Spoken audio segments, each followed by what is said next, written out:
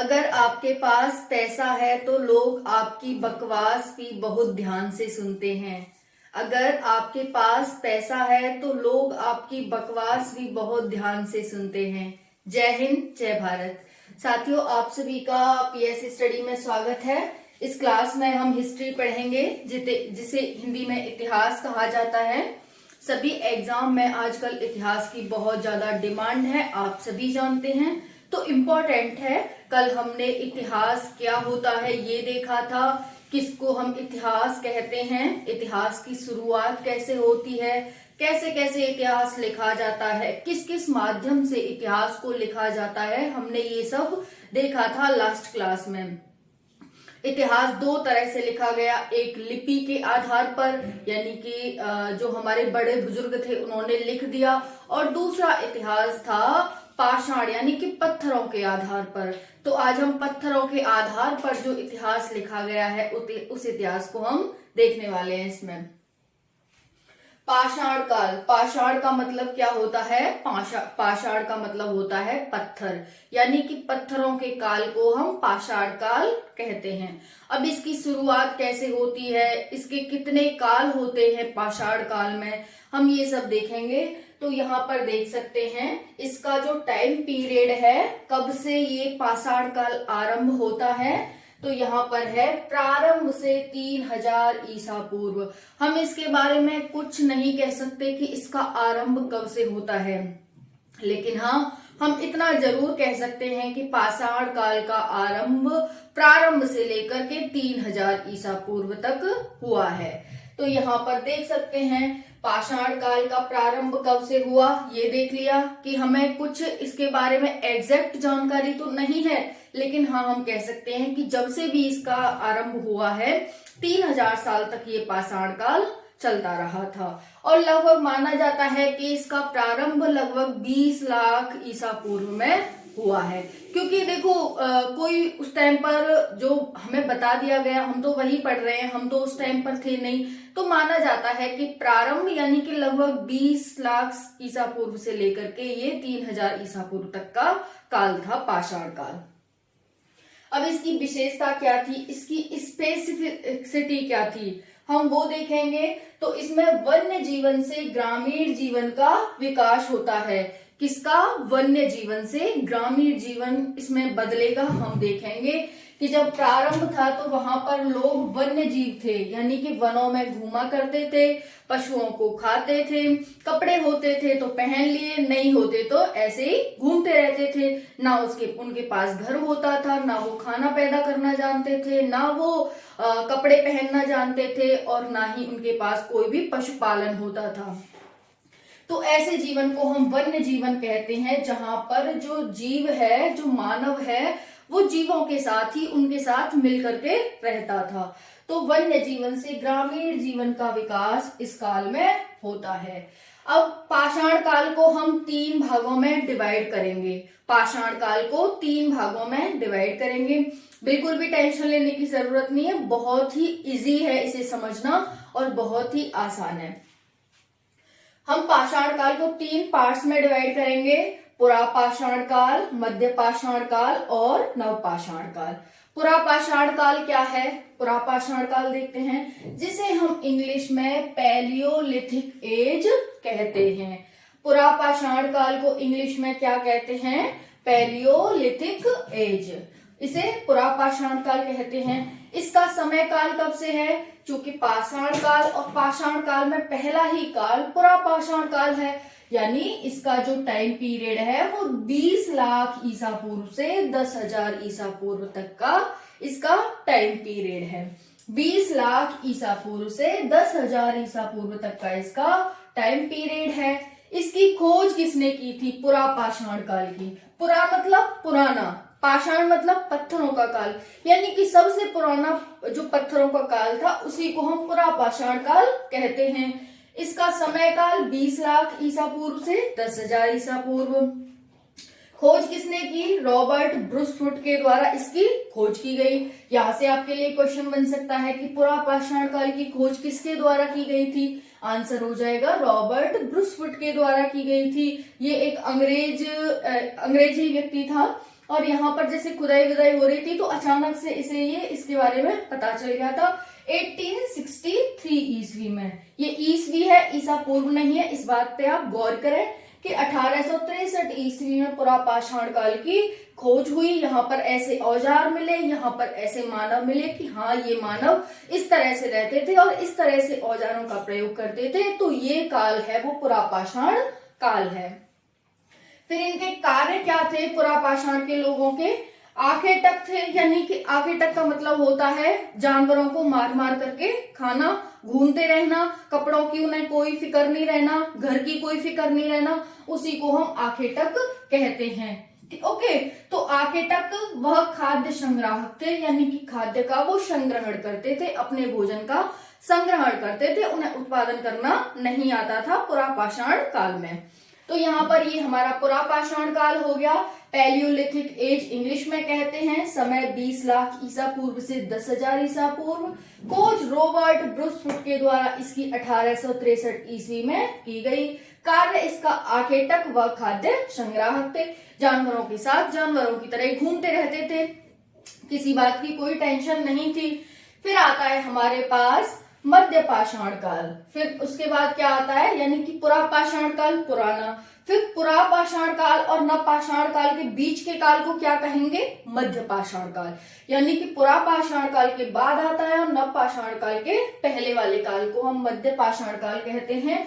मध्य का मतलब बीच का और पाषाण मतलब पत्थर, काल मतलब समय, यानी कि पत्थरों के बीच का समय जो था उसको हम मध्य पाषाण काल कहते हैं। इसे इंग्लिश में मेसोलिथिक एज कहते हैं। मीसोलिथिक एज इसे इंग्लिश में कहते हैं, आपको ये ध्यान रखना है।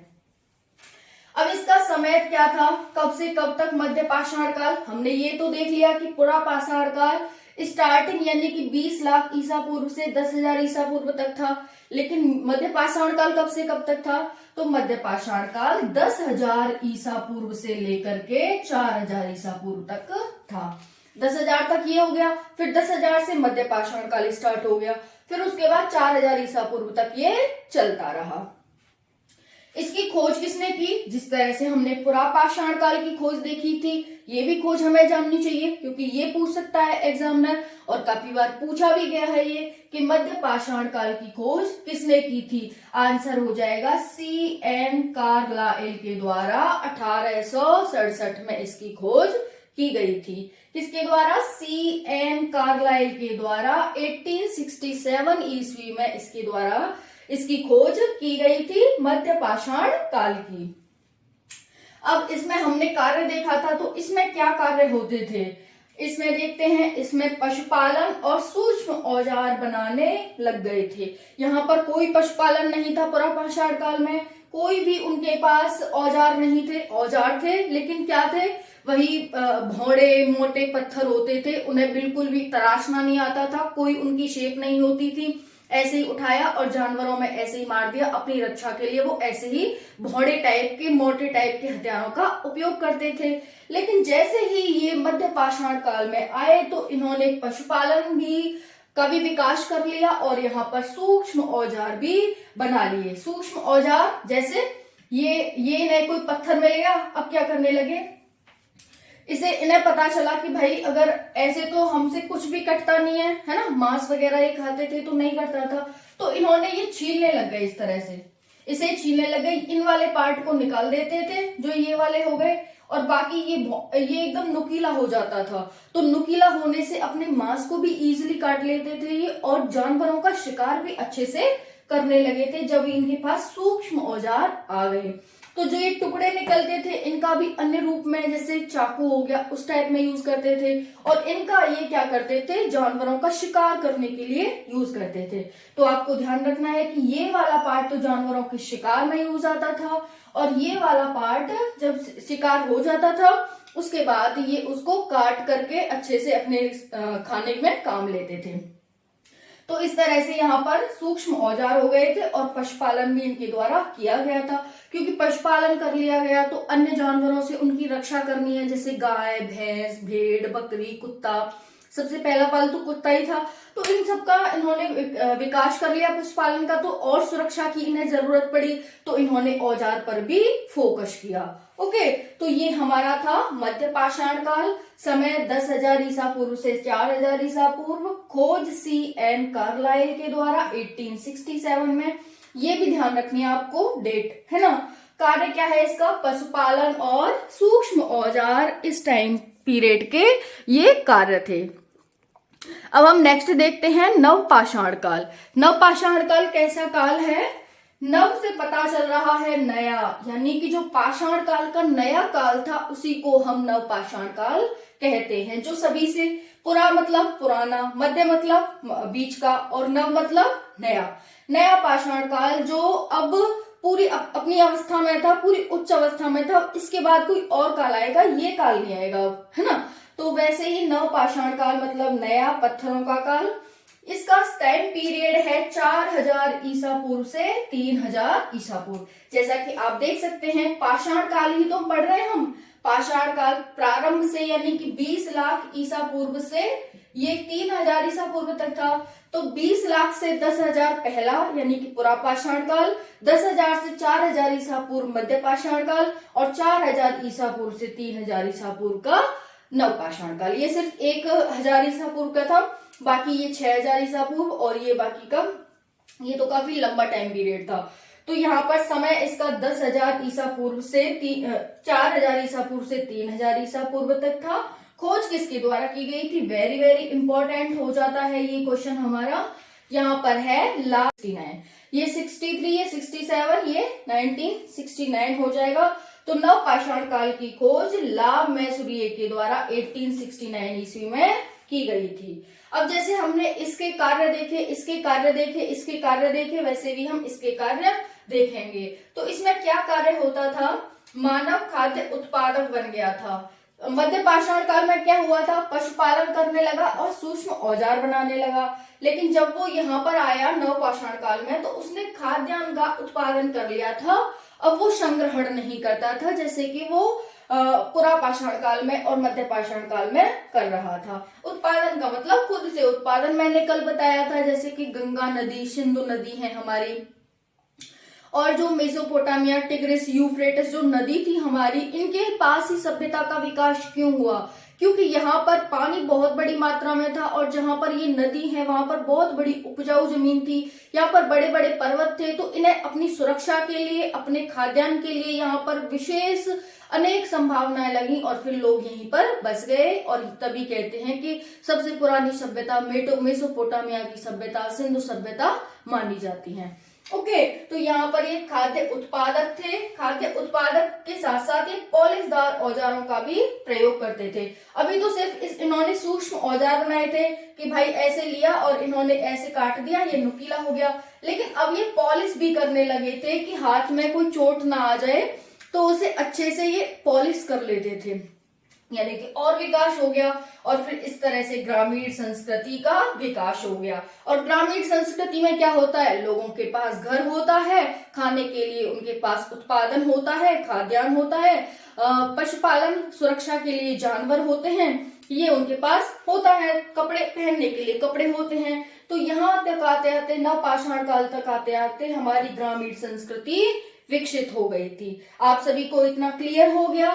नवपाषाण काल, पुरा पाषाण काल, मध्य पाषाण काल और नवपाषाण काल। ओके, अब हम यहाँ पर पुरा पाषाण काल के कुछ टाइप दिए गए हैं। हमने ये तो देख लिया कि पाषाण काल आता है, पाषाण काल के 3 भाग होते हैं, पुरा पाषाण काल, मध्य पाषाण काल और नवपाषाण काल। लेकिन फिर इनके द्वारा पुरा पाषाण काल को भी 3 भागों में बांट दिया जाता है। तो वो हम 3 भाग और देख लेते हैं। इसका टाइम पीरियड क्या है? 20 लाख से 10,000 ईसा पूर्व। तो यहाँ पर 20 लाख से 10,000 ईसा पूर्व तक को कैसे कैसे बांटा है हम वो देखेंगे। पहला है निम्न पुरा पाषाण काल। पहला क्या है? निम्न पुरा पाषाण काल। देखो यहाँ पुरा पाषाण, मध्य पाषाण, नवपाषाण। अब पुरा को निम्न, मध्य और उच्च में बांट दिया। निम्न यानी कि ये सबसे पहला है, फिर मध्य हो गया और फिर उच्च हो गया, यानी कि हाँ ये अपने उच्च लेवल पर है। अब पुरा पाषाण के बाद और कोई पुरा पाषाण नहीं आएगा। कि जैसे उच्च के बाद और उच्च आ गया, ऐसा नहीं आएगा, अब फिर उसके बाद मध्य आएगा। तो यहाँ पर ये 3 भागों में बांटा है। पहले का टाइम पीरियड 2.5 लाख ईसा पूर्व से 1 लाख ईसा पूर्व तक का माना जाता है। 2.5 लाख ईसा पूर्व से 1 लाख ईसा पूर्व तक का इसका टाइम पीरियड माना जाता है। इसमें जो संस्कृति थी वो कैसी थी, तो चापर चांपिंग पेवुल संस्कृति थी। चापर चांपिंग पेवुल संस्कृति का मतलब क्या होता है, एग्जामिनर में भी काफी बार पूछा गया एग्जाम में। इसका मतलब समझते हैं। ये चापर चांपिंग पेवुल संस्कृति का मतलब होता है जैसे बहुत सारी नदियां आती हैं, नदियों में कंकड़ पत्थर होते हैं, बहुत बड़ी बड़ी शिलाएं होती हैं, तो उन पर नदी का पानी टकराता रहता है, डेली टकराता है उनसे, तो पत्थर भी थोड़ा थोड़ा घिसने लगते हैं और पॉलिशदार हो जाते हैं। आप सभी ने देखा होगा, अगर आपके आसपास नदियां हैं तो आप आजमा के देखना इस चीज को कि जो नदियों में पत्थर होंगे वो भौड़े नहीं होंगे, वो कठोर नहीं होंगे, बल्कि वो मुलायम हो गए होंगे, क्योंकि पानी में भी H2O होता है, हाइड्रोजन और ऑक्सीजन। जब वो किसी चीज से, पत्थर से टकराते हैं तो उसके आकार को एकदम एक शेप में दे देते हैं, पॉलिश टाइप का हो जाता है, जैसे हमने नवपाषाण काल में देखा था। तो यहाँ पर क्या है, यहाँ पर लेकिन इन लोगों ने खुद से नहीं किया था, वो नदियों के द्वारा हो गए थे। तो जब ये नदियों से पत्थर निकालते थे तो वो एकदम चापर चांपिंग पेवुल संस्कृति टाइप के इन्हें मिलते थे, यानी कि खुद से नहीं बनाए बल्कि नदियों के द्वारा एकदम गोल टाइप का उन्हें कर दिया जाता था। तो ये चापर चांपिंग पेवुल संस्कृति हो गई।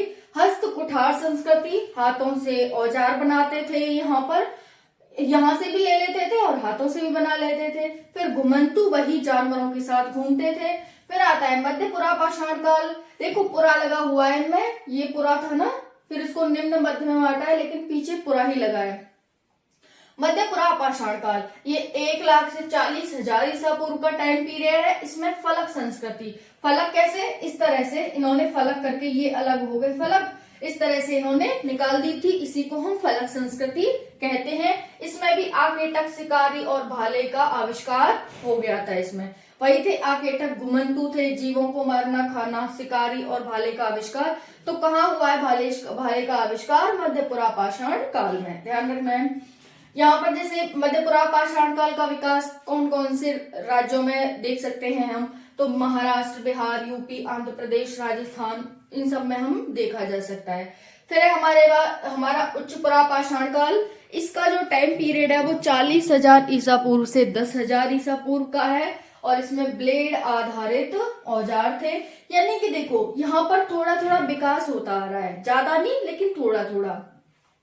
औजार वैसे ही थे, थोड़ा थोड़ा ये उनमें इम्प्रूवमेंट करने लगे थे, ज्यादा इम्प्रूवमेंट नहीं हुआ। ज्यादा इम्प्रूवमेंट हमारा नवपाषाण काल में होता है, जब एकदम पॉलिशदार औजार ये बनाने लग जाते हैं। तो यहाँ पर हस्तकुटार संस्कृति थी, चापर चांपिंग, इन्हें आता नहीं था, लेकिन नदियों के द्वारा जो शेप दे दी जाती थी उन्हीं को ले आते थे। मध्य पाषाण काल में क्या होता था, फलक संस्कृति, थोड़ा थोड़ा ये कट करने लग गए थे, छांटने पीटने लग गए थे।